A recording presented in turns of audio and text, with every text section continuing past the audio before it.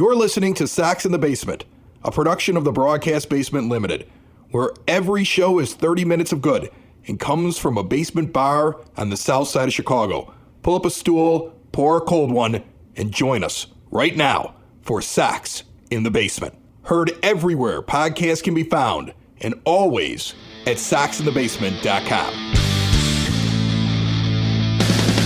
Back in action here on Sox in the Basement. Took SoxFest weekend off. Figured all the news coming out that weekend is something we would talk about on the next show. I know most Sox fans were paying attention to what was coming out this weekend.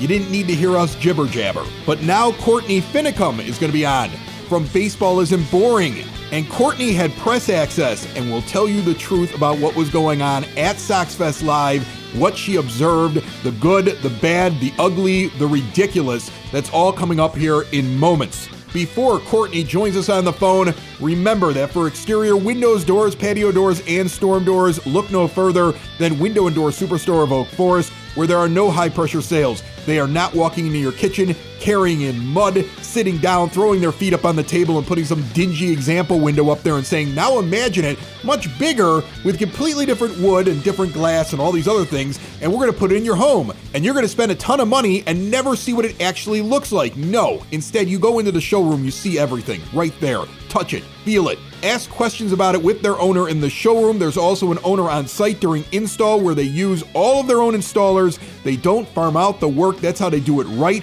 They've been doing it that way in Oak Forest since 1985. All major brands custom made, no stock items for a perfect fit. Window and Door Superstore of Oak Forest, a half block east of 159th and Ridgeland at 6280 159th Street. See more at windowdooroakforest.com. Joining us on the phone line once again, we've had her on here before. Courtney Finnicum is here. She's from Baseball Isn't Boring. She also does the Pitch and Moan with Johnny Gomes and a few other guests, and she's on to talk SoxFest because, Courtney, you got some special access, right? Was there press access? They never offered it to Sox in the Basement, shockingly. You know, I'm a little disappointed that they've never offered it to Sox in the Basement. First of all, Chris, always great to talk to you. I appreciate you having me on. Thank you. But yeah, you know, I was lucky enough to get full-on credentials for SoxFest, and first time ever getting a true media credential. So really cool experience, you know, being kind of in the middle of the Mark Burley media scrum after he was, you know, announced that he was going to get a statue on July 11th.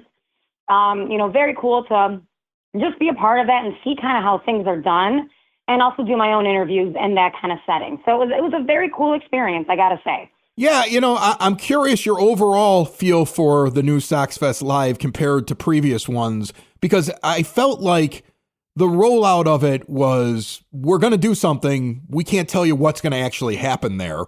And so to us, just reading that, I was underwhelmed. Like I talked about it as, this just doesn't seem like it would be as worth it as the previous ones that were longer, took up the whole weekend, had all the collectors things with the cards and the memorabilia and the extra sessions. So what was your take on this new version?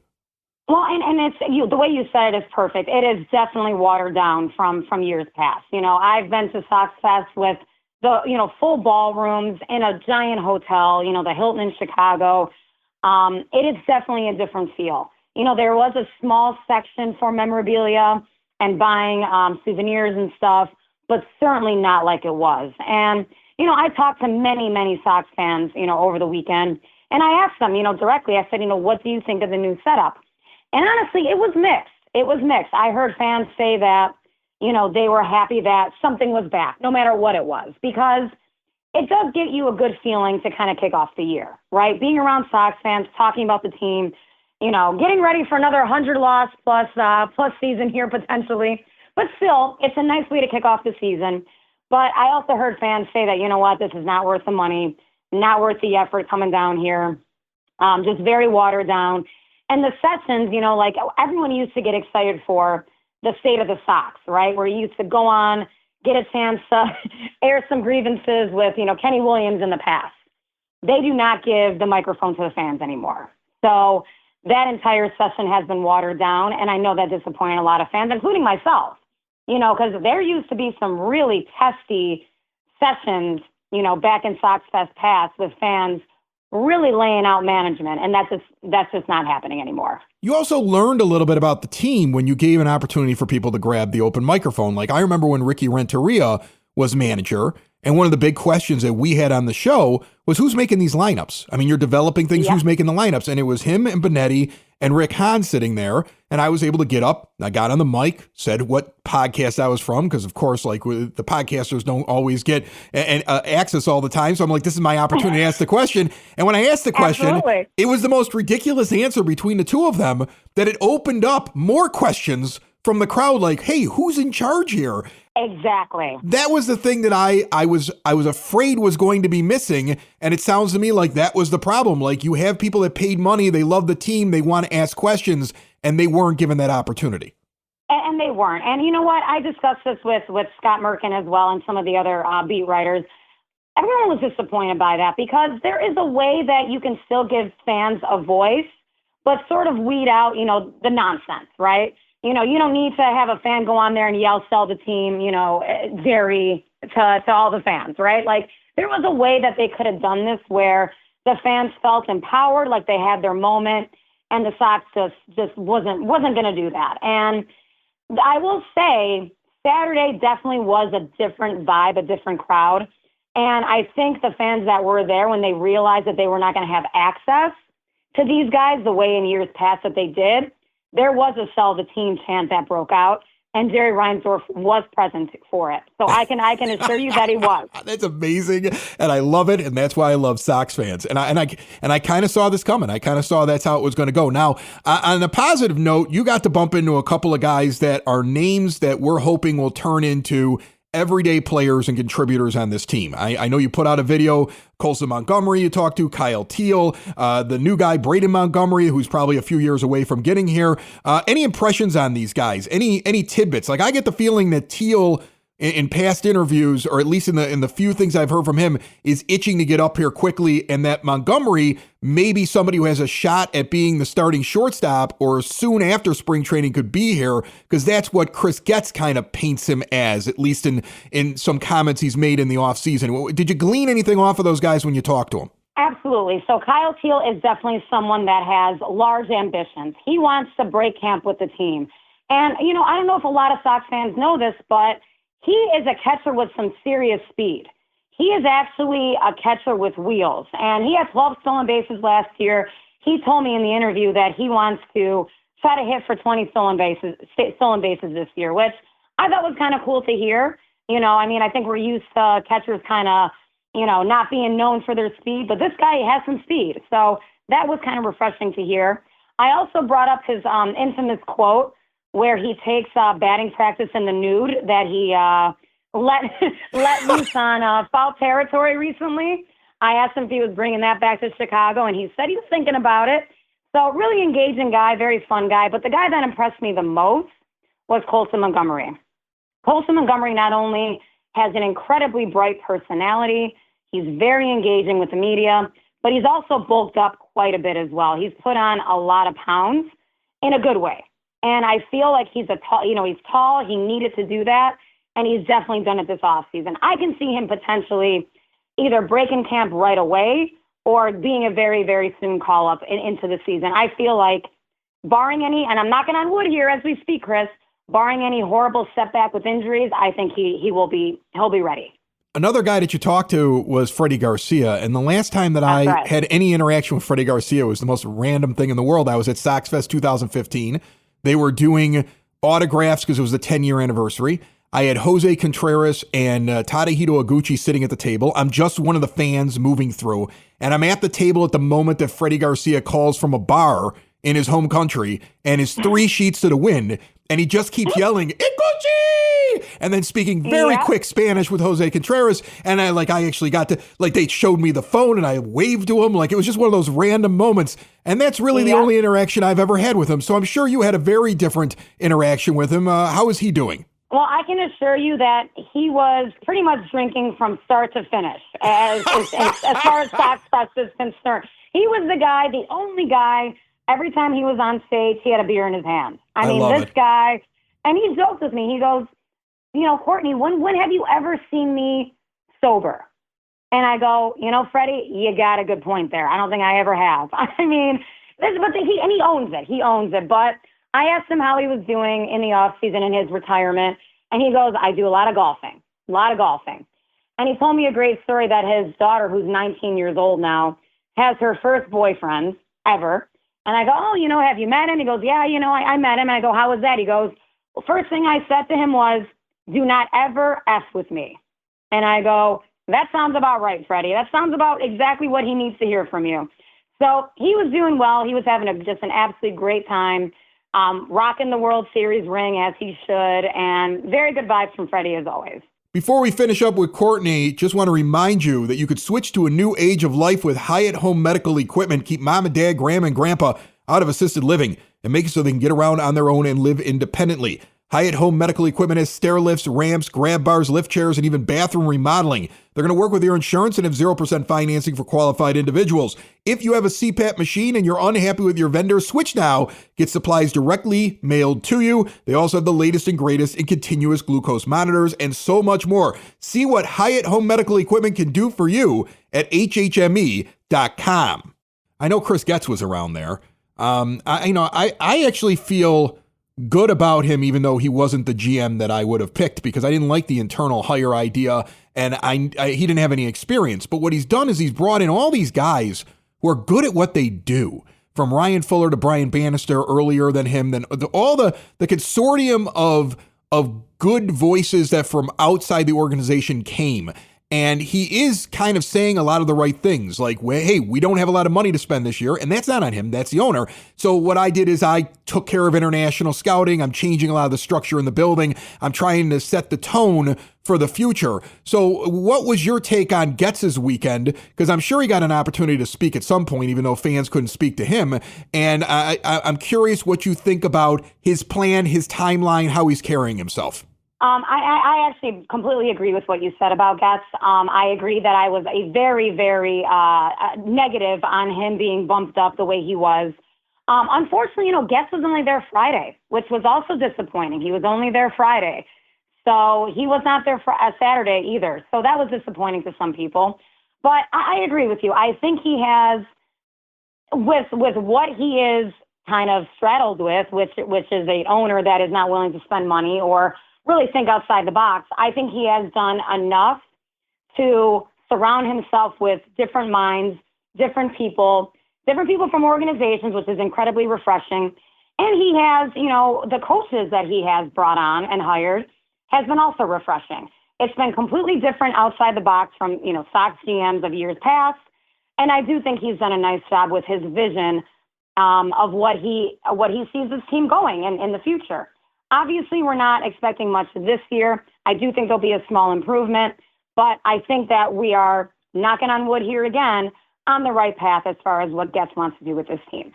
They just got to improve what they do at SoxFest Live, right? I mean, they got to give them a chance. Yeah, they got to give fans a chance to talk, and they probably have to expand some of the things that were there. And I think we all kind of knew why they did it the way they did it. They knew that fans were angry. I mean, they couldn't even stop the sell the team chants on Saturday, right?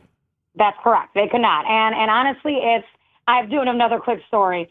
I had heard that, Jerry's a big cigar smoker, as we know, and he made people turn off these smoke detectors so he can smoke cigars indoors in the theater.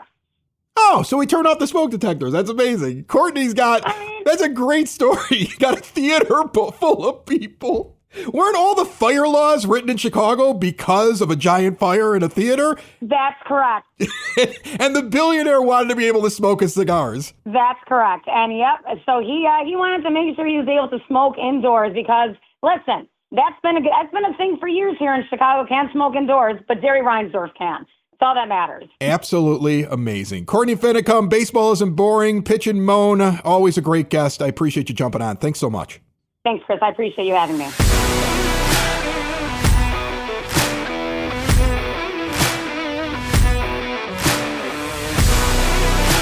So what is the most astounding thing that you heard right there? Because I love that Courtney just laid it all out.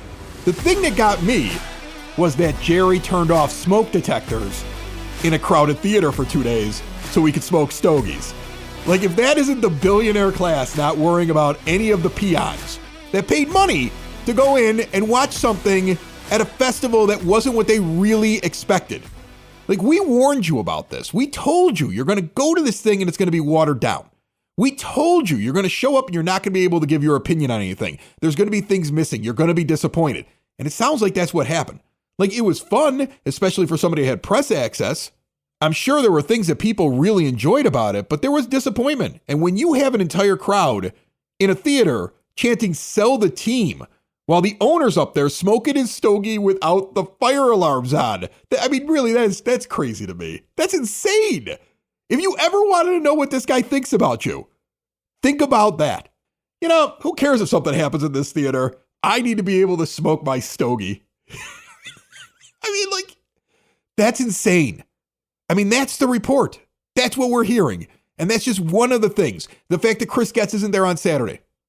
I mean, that should be annoying to you. Like I said, I love the idea that he has brought in all these outside voices. I know there's not much for him to do, but a clear decision was made to separate White Sox fans from those they could complain to or ask questions of. You know, they tried to incorporate all the cute things they could possibly incorporate. They tried to placate you by bringing back the '05 guys. I'm sure those guys were great. I mean, honest to goodness, Mark Burley's like one of my favorite baseball players. He should be in the Hall of Fame. I love him. That story about Freddy Garcia that I gave, the Courtney, and the story she gave back, that's that team, man. I mean, that's who they are. Maybe that's what we got to go find. It seems like that whole team just like to drink beer and play ball.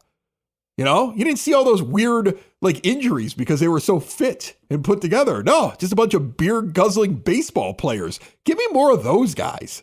You know, give me those guys. Like, I know that new documentary is coming out, and some people have seen the previews of it, talking about the '05 team.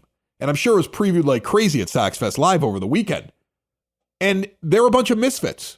They're a bunch of guys that were cast away. They're a bunch of partiers. You know, a story that I didn't get to share with Courtney at that same SoxFest with the Garcia moment where he's calling up and he's screaming, "Iguchi!" and everybody's laughing. They were partying all weekend, that group. They couldn't find Joe Creedy. And I've told this story on the show before, so I'll say it again. Back then, at that SoxFest, they could not find Joe Creedy. Joe Creedy was missing for his autograph thing, and I was standing next to a security guard, and they were checking all of the players' bedrooms to try to find Joe. And then I heard somebody come over the air and say, "We found him. He was taking a nap on a floor." Now, that was funny. And the other guy who was standing there next to me was a security guard who heard me laughing because I overheard his radio. He laughed too. He was like, "Man, these guys are having a good time this weekend." And then Joe came down to sign autographs, and you could see the carpet burn on one side of his face. Like, that's the team we need. I'm not advocating, you know, rock star mentality, I get. Well, no, maybe I am.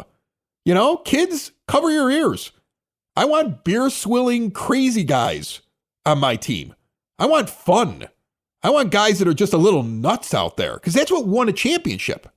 You know, this last rebuild was all these like physically fit, ripped guys with all this potential and everything. No, give me Sweaty Freddy carrying a beer at all times. Mark Burley drinking and then going out and closing game, 3? Yeah. Give me that. Give me a team that came up with Don't Stop Believing because they were in a karaoke bar drinking their faces off on the road. Give me that group. That's the group I want. I mean, Ozzie Guillen would sit there doing his post-game conferences drinking while he was there. It was just a different type of team. And I'm not advocating for alcoholism. I'm not saying drink irresponsibly. I'm not suggesting they should be a frat house, but that's a loose team of fun guys with Carl Everett telling you that dinosaurs were placed by demons under the earth to fool you because they weren't real. Like, that's a team. Bobby Jenks, found in the woods someplace, coming out of nowhere and becoming the closer in the second half. That's a team. So, I mean, you can bring in all the outside guys. I hope we're bringing in personality as much as we're bringing in skill players. You know, that sometimes translates into magic, because I don't know what the formula is. But I will tell you this, the formula for SoxFest Live seemed to be, let's just get some big names from the past. Let's throw a few big prospects out there, give you a little bit of buzz. Let's barely talk to our fans. Let's hide the general manager where he's not there on Saturday. The owner's going to go sit up there like the evil owner in The Natural and smoke cigars while the smoke detectors are turned off. That's still amazing to me. You're not going to get the interaction. You're not going to get to air your grievances. You're not even going to get to ask questions like, what are we doing here? What is the plan? I saw something concerning. What are you going to do about it? And I think it was shocking to the press corps that was missing. It wasn't shocking for us. I mean, Ed's not here today because he's still recovering from the heart attack, so it's just me. And luckily, Courtney was able to come on. But that's not shocking. Ed didn't believe it was going to go the way that past SoxFest had gone. I kept telling people, you're only getting a couple of hours on Friday and a couple hours on Saturday for a dog and pony show that is not going to give you what you used to get. And it sounds to me like the majority of fans, at least that our last guest spoke to, were not entirely thrilled with the experience. And they were a little bit more on edge, a little bit more annoyed. I'm talking about the fan base on Saturday, at least according to that report. But yeah, Jerry Reinsdorf, man, that's exactly who you think he is right there. And the White Sox and how they talk to their fans is exactly what I expected. And I'm not taking back what I said about Chris Getz. Sure, he wasn't there on Saturday, but I still like what he's trying to do amid bad ownership. You know, that's why you won't see Sox in the Basement get a press pass, because I yell about the owner. It's not because of the numbers. It's not because of the amount of people listening. All of that should suggest we would be there. Not a peep from the White Sox. But it's because we're critical of ownership. If you're mean to Jerry, you're persona non grata. You can get up close to it. You can say, oh, you know, Jerry, this. You can make a joke out of it. You know, if you got one guy saying that he's terrible and another guy on the show saying, oh, you're just bitter or whatever like that, and you're able to play off on it, you probably would get accepted. But if you call it what it is, that's why we're lucky enough to have Courtney on. She's big enough she could say the truth. She's a little bit more big time than us, and we're lucky to have her on the program. Another person we're lucky to have on the program is the SoxNerd, who actually recorded his weekly segment before I decided to scrap this past weekend's show. And rather than just throw what he did last weekend in the garbage, we'll play it now.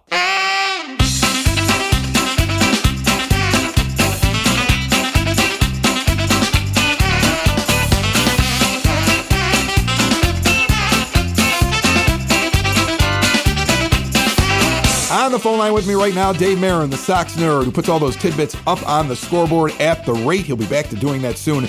But we're going to have him on right now, as we do each and every week on Sox in the Basement, brought to you by the Village of Lamont. Want to experience a downtown with real history, great eats and drinks, and green spaces filled with adventure? Visit the Village of Lamont. Shop, dine, drink, explore.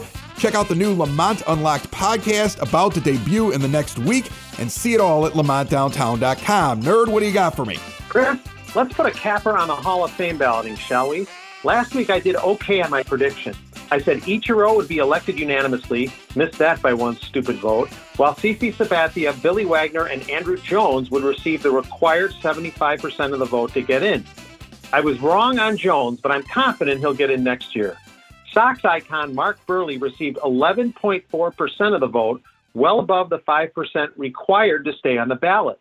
His 2025 total was a 3.1% improvement over last year and his best showing in his 5 years of eligibility. How about some Sox-related nuggets on each of the new inductees? Ichiro was the American League's leadoff hitter for the 2003 All-Star Game at then-named U.S. Cellular Field. Suzuki was 0 for 1 with a run and 2 walks before being pinch hit for by Sox rep Maglio Ordonez in the 8th inning. How shocking is it to find out that the pitcher who struck out Ichiro the most was James Shields at 14. Sabathia is the all-time leader among visitors with 10 wins at the White Sox current home. The lefty was 10-3 with a 3.62 ERA and 20 starts at the rate, and his 121 strikeouts are tops among visiting lefties and second overall to Justin Verlander's 141. Billy Wagner owns some of the most eye-popping stats for a reliever in history, except when it comes to facing the White Sox. In fact, his 12.27 ERA against the Sox is easily his highest against any opponent. Before I get to my zinger, a few words on Jeff Torborg, who passed away last week. He is my all-time favorite White Sox manager. He was the right guy at the right time, guiding the Renaissance 1990 team in that last season at Comiskey Park. Adored by his players, Torborg was more than a manager. He was a leader, a mentor, a friend, a coach, and a father figure. Above everything else, though, Torborg was a kind and engaging human being. In my circles, we called him Gentleman Jeff, a nickname he lived up to in the 2 extended conversations I had with him. Before I get to my zinger, I remind you that gems like these and long-form pieces are on my blog, which you can link to at soxinthebasement.com. My zinger, In honor of the 20th anniversary of the world champions, I'm going to zing frequently about that team in this space, throwing out some gems that you may not know about the 2005 Sox. Did you know the first member of the 2005 White Sox to play in the major leagues was Frank Thomas on August 2nd, 1990, and the last member of that team to appear in the bigs was pitcher Brandon McCarthy on June 24th, 2018. Before I sign off, I want to give you an early prediction, Chris. I believe the 2025 Comeback Player of the Year award winner will be Ed Sievert. It was great to hear Recuperating Ed on Wednesday's pod. Now that is a gamer. That's it, Chris. More than you probably want to know about the Hall, Burroughs, Ichiro, and the 2005 White Sox.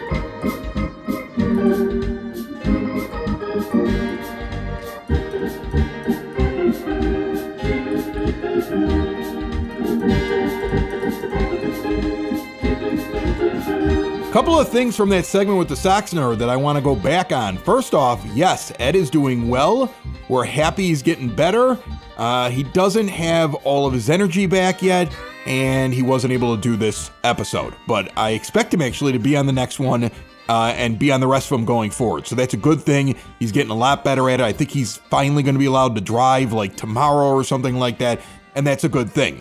He also told me today how he's never having another argument or raising his voice again. So we'll see how long that lasts. Is it wrong to try to get a guy who just had a heart attack excited? Things to ponder as we do this podcast this season. Another thing mentioned by me before the nerd came on was the Lamont Unlocked podcast, and there's a few things going on right now on the Broadcast Basement On Demand Radio Network, which this show is a part of, that I want to mention. First off, yes, there is a brand new Lamont podcast for those that live in that area. It was always slated to start towards the end of January, and I believe next week is when the first episode will actually drop, and then they're becoming rapid fire week after week after week for a little while. A lot of history, a lot of tourism, a lot of human interest stories, but that should be a fun one to do. And I will be heard on it each and every week, and we're going to have somebody from that area who knows it just a little bit better than me on with me as well, like a rotating co-host thing. You can get that anywhere podcasts can be found, and you can also go to lamontdowntown.com, and of course, you can get the links to all of our shows at broadcastbasement.com. And for those who have been asking if Southside Pod is ever going to come back, it is. It's just coming back with a twist. The majority of the material is going to be stuff that appeared on the network somewhere, because most of the shows on the network are Southside shows. Sox in the Basement is a Southside show. Lamont Unlocked, the EP podcast. And then we have other podcasters on the network now that are Southsiders that have some great material. The trick is, though, that podcast is all video. It'll be everywhere except for Spotify, because Spotify's got all kinds of weird rules. Same thing with Lamont Unlocked. If I don't host on Spotify, Spotify won't take my video feed. They'll do it every once in a while, but you got to have mostly audio if you're going to do it that way. So YouTube is one way to do it, but then most of the other podcast players like Apple Podcast, iHeartRadio, I think Amazon's service right now does it. Pretty much everybody will convert to video, so any podcast player and, of course, the YouTube channels will work. That said, Ed is back on the next episode. Remember to hit us up at soxinthebasement.com with any comments, any voicemails, anything you want to throw out there. Thanks again to our guest, Courtney Finnicum, with the report from SoxFest Live. Don't turn off your smoke detectors. That's how people die. Just a public service announcement as we end the show. You're welcome. Sox in the basement. Sox in the basement. Sox in the basement. Sox in the Basement. Heard everywhere podcasts can be found, and always on soxinthebasement.com.